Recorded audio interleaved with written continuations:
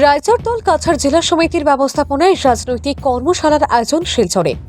শনিবার শিলচরে রায়চরদল কাছাড় জেলা সমিতির ব্যবস্থাপনায় রাজনৈতিক কর্মশালার আয়োজন করা হয়। রাজনৈতিক কর্মশালায় উপস্থিত ছিলেন রায়চরদলের রাজ্যিক উপসভাপতি ডক্টর হরিকান্ত দাস। রায়চরদলের পক্ষ থেকে রাজ্যিক উপসভাপতিকে সংবর্ধনা প্রদান করা হয়।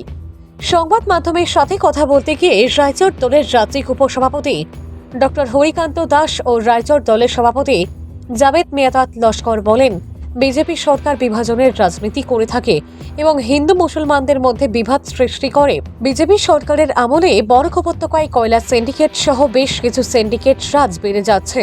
ভারতমালা প্রকল্পের কাজে ব্যাপক দুর্নীতি চালিয়ে যাচ্ছে বিজেপি সরকার। কয়েকবার রায়চর দলের পক্ষ থেকে ভারতমালা প্রকল্পের দুর্নীতির বিষয়ে জেলা শাসককে অবগত করানোর পরেও কোনো ধরনের বিহিত ব্যবস্থা গ্রহণ করেননি প্রশাসন। এবার পঞ্চায়েত নির্বাচনে রায়চর দল বৃহৎ আকারে জয়লাভ করবে এবং বিজেপি সরকারের সিন্ডিকেট রাজের বিরুদ্ধে প্রতিবাদ চালিয়ে যাবেন।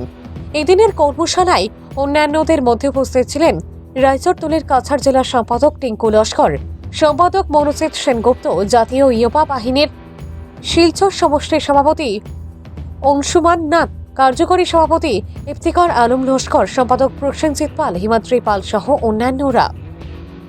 বেলেগ এজেণ্ডা নাই, একমাত্ৰ তেওঁলোকে হিন্দু মুছলমানৰ ৰাজনীতি কৰি হিন্দু মানে বিজেপিক লাগে আচলতে হিন্দু ভোট, যাতে মুছলমানক গালি পাৰে হিন্দু ভোট ল'ব পাৰে আৰু হিন্দু ভোট লৈ যাতে তেওঁলোকে শাসনত থাকিব পাৰে, সেই কামটোৱে মাত্ৰ কৰিছে। আপুনি মই বৰাকলৈ আহিছোঁ, এতিয়ালৈকে যিমানবাৰ বৰাকলৈ আহোঁ, বৰাকত এনেকুৱা লাগে যেন এইখন অসমৰ এটা অংগ নহয়, এনেকুৱা লাগে। ইয়াৰ মূল কাৰণ হ'ল কেৱল শোষণ আৰু লুণ্ঠন। আপোনালোকে দেখিছে, গুৱাহাটীৰ পৰা আপুনি গাড়ী এখন লৈ যদি বৰাকলৈ আহে, আপুনি ৰাস্তাত কান্দিব লগা হয়।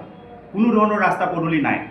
অসম চৰকাৰে এই যে মানুহখিনিক ইয়াৰ পৰা যে গুৱাহাটী যাব লাগে বিভিন্ন ধৰণৰ কামৰ কাৰণে, ইয়াৰ ল'ৰা ছোৱালী পঢ়াবলৈ হওক বা বিভিন্ন ধৰণৰ উন্নত চিকিৎসাৰ কাৰণে যে গুৱাহাটী যাব লাগে, ইয়াৰ বাট পথ ইমানেই বেয়া, আচলতে মৰণক শৰণ দি মানুহে নিজৰ জীৱনটো হাতৰ মুঠিত লৈ গুৱাহাটীলৈ যাব লগা হয়।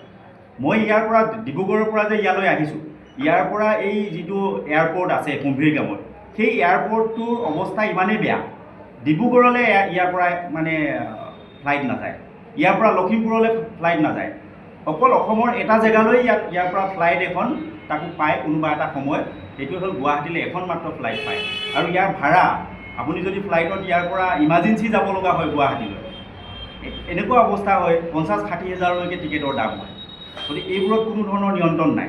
বিজেপি চৰকাৰৰ এটাই মাথো লক্ষ্য, আপোনালোকে দেখিছে চিণ্ডিকেট, কয়লাৰ চিণ্ডিকেট, মানুহ মাৰি হ'লেও উত্তৰ কাছাৰত আপোনালোকে দেখিলে যে প্ৰায় 28-30 জন মানুহৰ তাত মৃত্যু হ'ল। কয়লাৰ চিণ্ডিকেট, অবৈধ কয়লা খননৰ সেই মানে ৰেড হ'ল মাইনিং কৰি তাত মানুহক হত্যা কৰা হ'ল, কোনো ধৰণৰ তাৰ বিচাৰ নহ'ল। আৰু পাণৰ পৰা ধৰি মাছৰ পৰা ধৰি কণীলৈকে সকলোবিলাকত কেৱল চিণ্ডিকেট। এই যে কাছাৰৰ উন্নতি হ'ব লাগে, উন্নয়ন হ'ব লাগে, এইবিলাক বিষয় তেওঁলোকে কেতিয়াও প্ৰাধান্য নিদিয়ে। মই আজি প্ৰায় 8 মাহমানৰ আগত আহিছিলোঁ, এটা পথত ড্ৰেইন খান্দি আছিল আৰু সেই ড্ৰেইনটো 2 কিলোমিটাৰ ড্ৰেইন তেওঁলোকে আজি 8 মাহত সম্পূৰ্ণ কৰিব পৰা নাই। গতিকে কাছাৰত উন্নয়ন হ'ব ক'ৰ পৰা? এতিয়া ভাৰতমালাৰ ওপৰত গুৰুতৰ অভিযোগ উত্থাপন হৈছে। ৰাইজৰ দলে বাৰে বাৰে তেওঁলোকক কৈ আছে যে ভাৰতমালাৰ জৰিয়তে বিভিন্ন লোকে ইয়াত দুৰ্নীতি কৰি আছে, চিণ্ডিকেট চলাই আছে আৰু ভুৱা প্ৰতিষ্ঠান দেখাই তেওঁলোকে কোটি কোটি টকা ইয়াত লুণ্ঠন কৰি আছে। ৰাইজৰ দলে জিলা প্ৰশাসনক জনাই আছে, ডিচিক মানে মেমৰেণ্ডাম দিছে।